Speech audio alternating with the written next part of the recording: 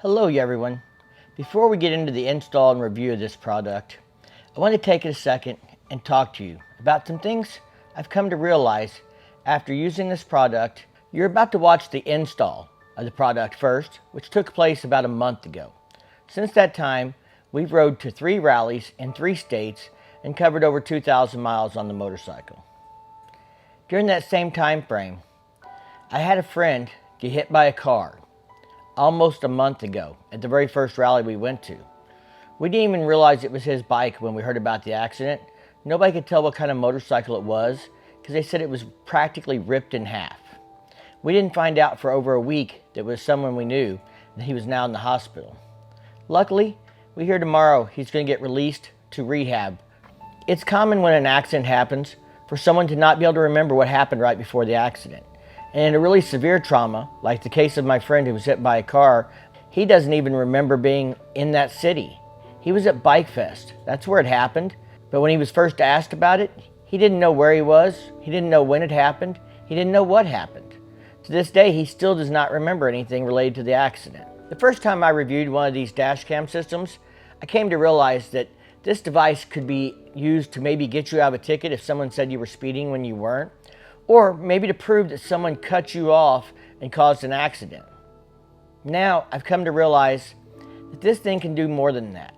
When you don't know what happened, when you have no idea why you woke up in a hospital, this thing could be the thing that saves you, that tells you what happened, that gives you peace of mind that you didn't make a mistake, someone else caused it.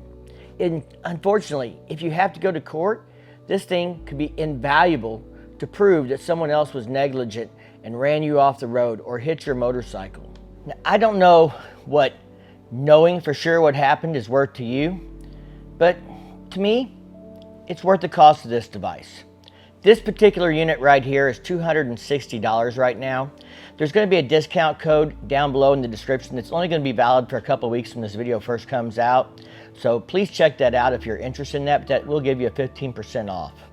If that price seems a little out of your budget, there are less expensive models. The very first unit I reviewed, I'll put the link to it up here, was less expensive than that. Because of those things, I've decided I'm leaving this unit on my motorcycle even though I'm done with the review. It's worth that peace of mind to have that for me. Alright, let's rewind back to the installation and get this video started. Hey crew, it's Mike with Riding in the Ozarks and we're doing another product review video today. So Blueskysea sent me another set of dash cams for the motorcycle.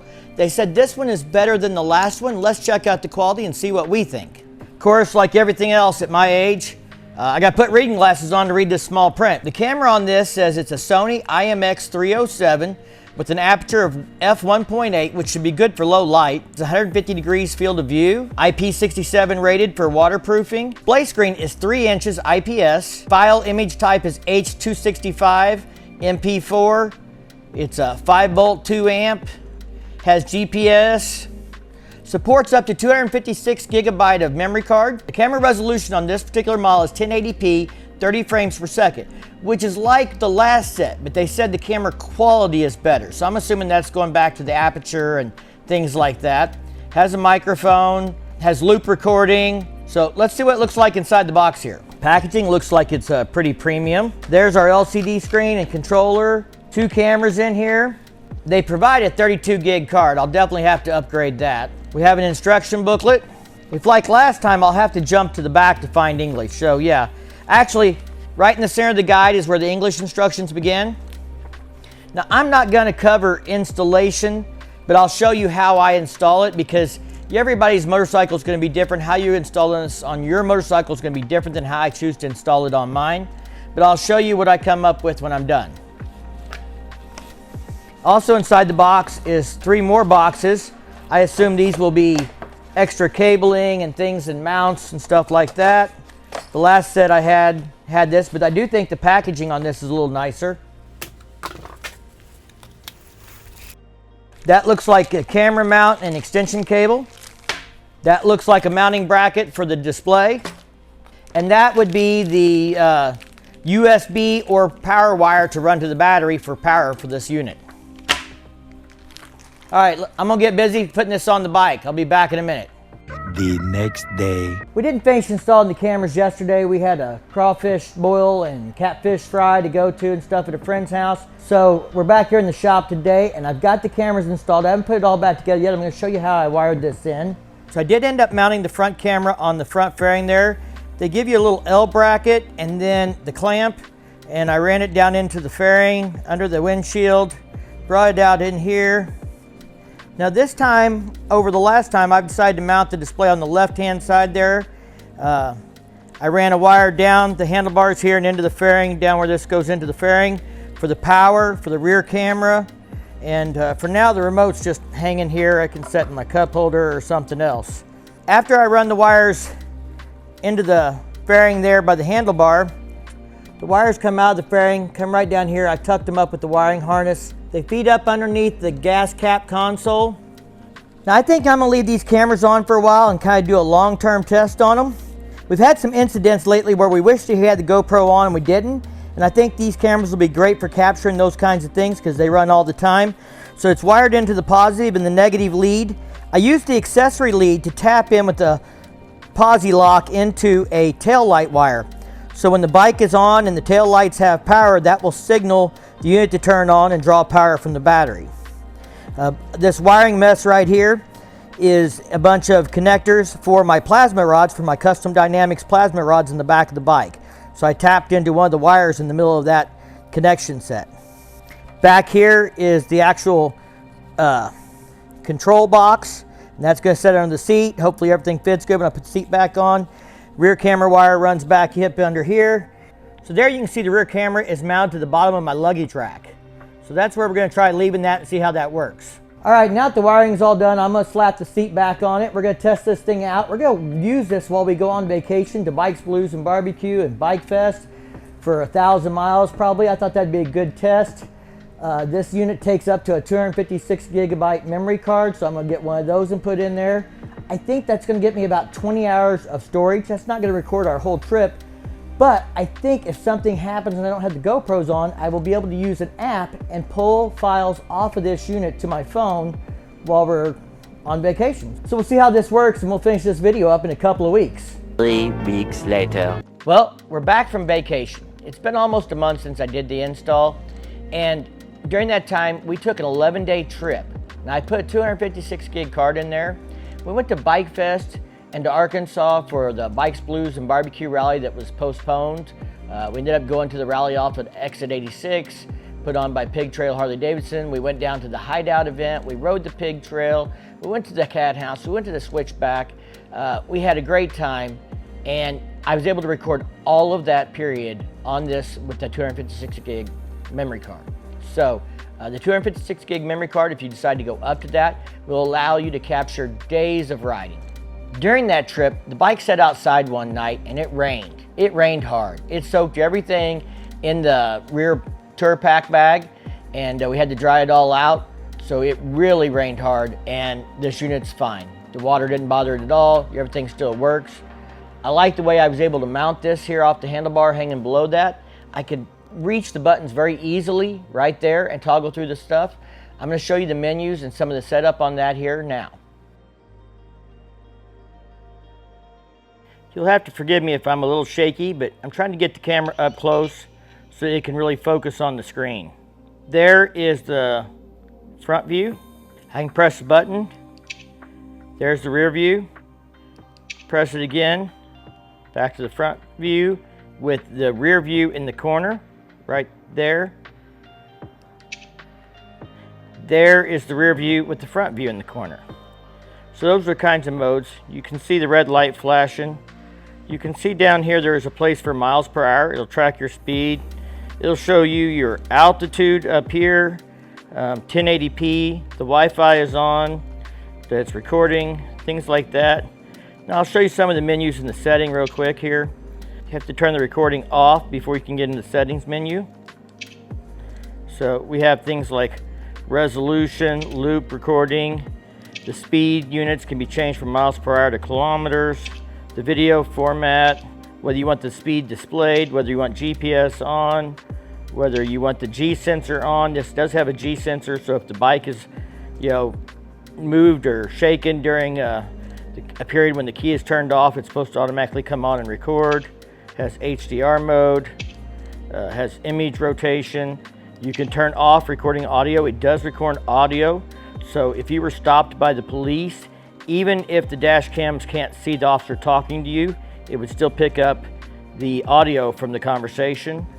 And you can leave the date stamp turned on or off. That's what's going on in the menu system. Using a smartphone, you can connect to the Wi-Fi being broadcast by the Dashcam system. After doing so, you will want to open up a free app called RoadCam.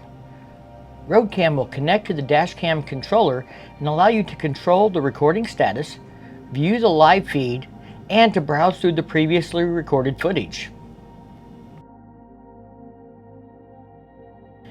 You can select a clip and review the footage on your device, and if desired, trim it to a point of interest, such as a possible accident or some other item of interest that you might like to save or share with someone else.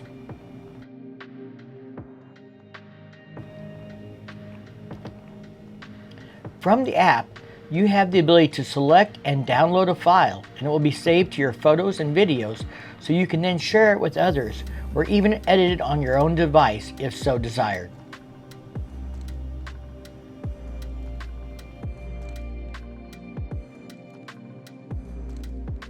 Alright guys, I'm on the computer here and I've loaded up one of the files from the Dashcam unit in a piece of software called GXPlayer. You can download this for free. We're going to advance here a couple frames so to give you some idea of quality. You can see people's faces there. You can tell that guy's riding a chief or a roadmaster. You can see we're on Highway 62. The hospital is to the right. Rogers is to the left. Eureka Springs Business District is to the right. In this software, you'll also notice that the date and timestamp is part of the file, the altitude, east and north coordinates, and speed, 26 kilometers per hour. I forgot to change it to miles per hour. I was playing around with it and left it in kilometers. So we'll let this play here. You get a little bit of question about what the quality is like. The camera on the back is the same resolution, so it's going to be about the same quality.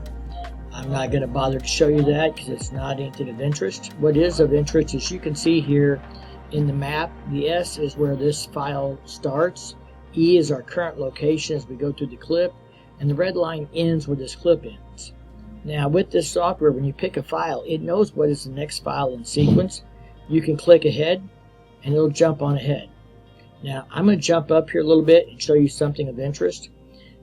We were headed out on Highway 62. We were not out of the Eureka Springs city limits yet, and we came upon this.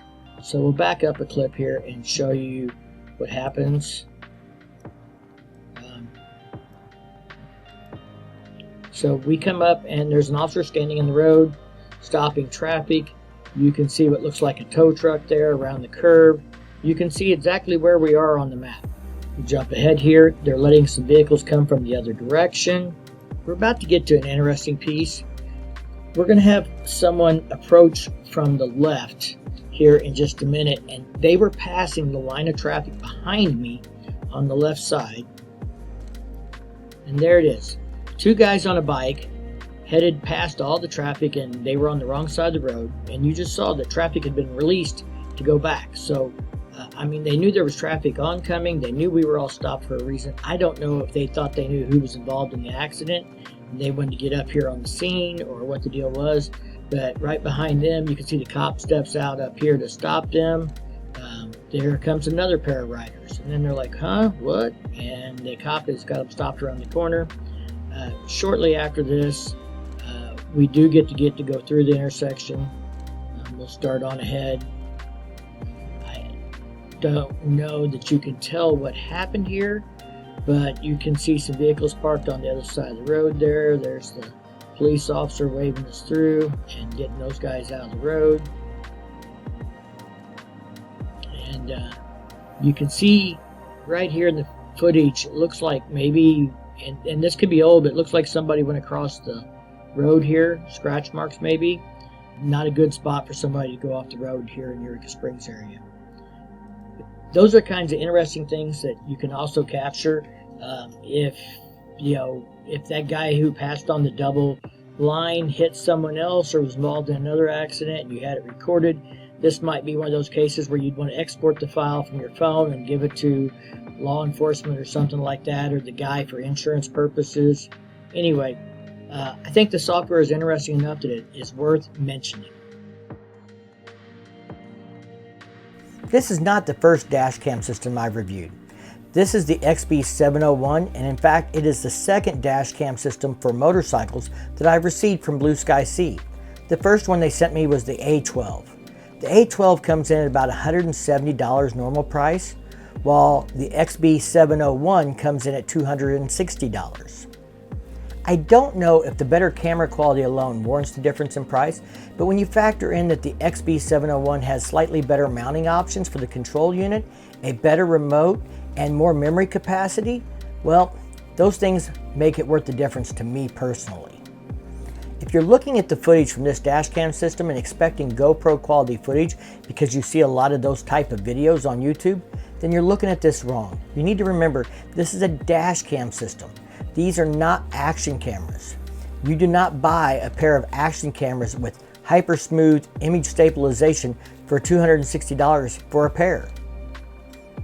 Remember, in this package, you get two cameras that record at 1080p, 30 frames per second, a control box, a GPS unit, and sensors that allow you to do things like the G sensor that will automatically record an emergency footage if there's a sudden change in speed or if the bike is tipped over when it's been sitting still.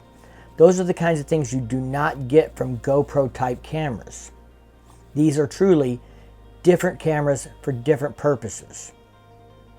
I looked into Blueskysea just a little bit, enough to know that they've been making dashcam systems for the automotive industry as well as the motorcycle industry for several years now. I'm going to leave this unit on my bike long term, and if I find any problems with it, I'll make sure I do a follow-up video and let you know. But after a month and 2,000 miles of using this unit with no problems, I expect it to continue to work as expected. If any of the reasons I mentioned in the beginning of this video ring true with you, or something you're concerned about, then please consider purchasing this unit. There will be a discount code in the description down below, which will provide a 15% discount for the first couple weeks after this video is released. I do hope in the future that Blueskysea will come out with the 4K version. I have looked around, and the only 4K versions I've seen are $500, and they only include one 4K camera, and they don't include the LCD display controller unit. I know this video is a little longer than I usually put out. Thanks for sticking around. I felt this was a really important product, and I didn't want to skip over any of the features. I also want to thank all the members on my channel that help support the channel so I can do videos like this. If you'd like early access to videos like this or other perks, please click that join button down below to learn more. But for just a few dollars a month, you could have early access too. If you like this video, give it a big thumbs up. If you do that YouTube thing, check out the content on my channel. And if you dig it, don't forget to subscribe down below. Ring that bell to be notified the next time I drop a new video. And as always, thank you for support. Stay safe and keep on riding.